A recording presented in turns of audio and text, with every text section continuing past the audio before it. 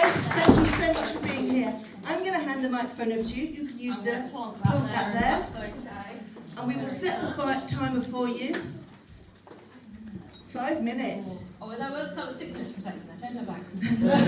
Thank you so much. The floor is yours. Thank you so much. Hello. There's enough. Fucking hell. Hello. There we go. Now, I'll be completely honest with you. I was absolutely bricking it about half an hour to this, and I think I was sat in the sensory room, and I think that's because for the first time I'm actually speaking as me. I've done speaking at a lot of different events for companies, for clients, but I've never actually spoken as me. So I think this is a new phase for me. I'm starting a new business in May, and I need to just, so you all know who I am, so you can associate these gubbins with someone in the future. I am going to talk a bit about something that happened to me many years ago that recently completely catapulted back into my life. Do we all know what there is a special anniversary that is happening in 6 years' time? What that happened 6 years ago? Can anyone guess what that might be? Yeah. COVID. Yes. Now, a lot of you are probably thinking, fuck me, we're going to be talking about COVID, I don't want to think about that. And to that I say, I've been Grace Spicer, thank you very much. But for me, 6 years ago, I was studying for my A-levels. I was in my final year, and I was going to go on into an apprenticeship in marketing. And it all fucking fell through in the space of about 24 hours.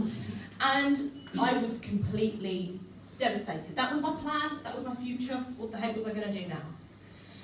And I'll spare the woe, I'll spare the sorry, I'll spare the criticism, and I will instead bring out the anger. The fury that I felt because why the fuck am I being screwed over here? Why is no one supporting me? I'd lost my job, they refused to pay me furlough, so I had to go through a whole legal battle with that. That wasn't very fun at 18. And instead, I decided to channel that into a book. So I published this book in 2021. I updated it this year, which is why I'm kind of talking about it, because it needed a bit of updating, because I kind of mentioned how lovely Sir Captain Tom's family were and how the government was so good at enforcing party restrictions. So it needed an update. But I went through and I actually reread a lot of the stories, and I forgot just how impactful they were. So I interviewed about 20 different young people up and down the country, some in Scotland, some in Birmingham, some all across.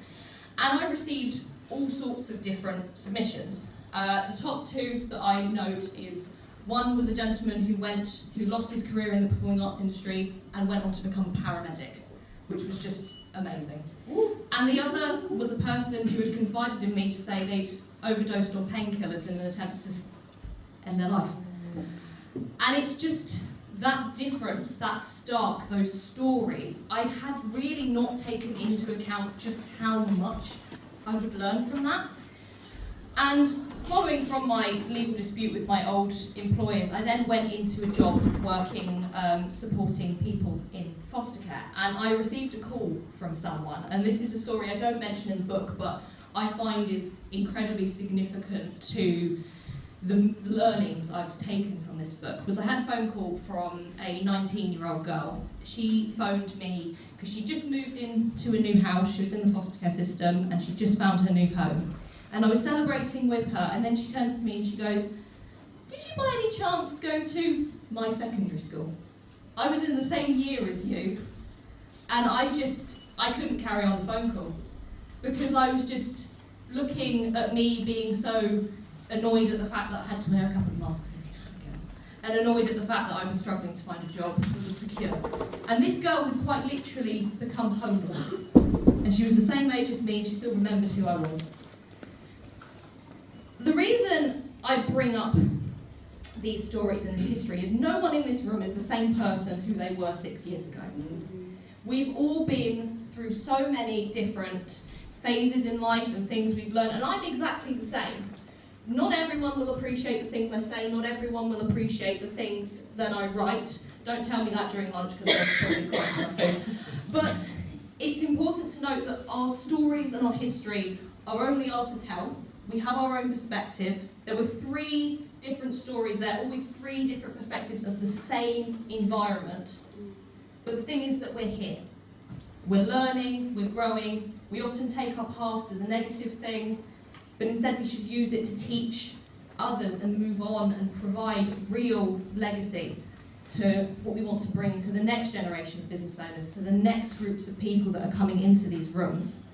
When you want to start and launch something, when you want to grow into someone new, remember what your past has been about and why that is so significant to who you are today. Thank you.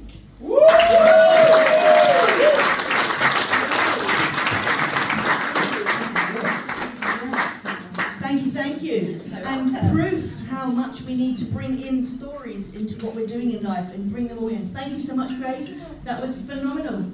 And I am free on May 1st. Yay! That's how to do it, folks. Thank you so much. We're now going to move swiftly on to our next speaker, who actually last night got given the most amazing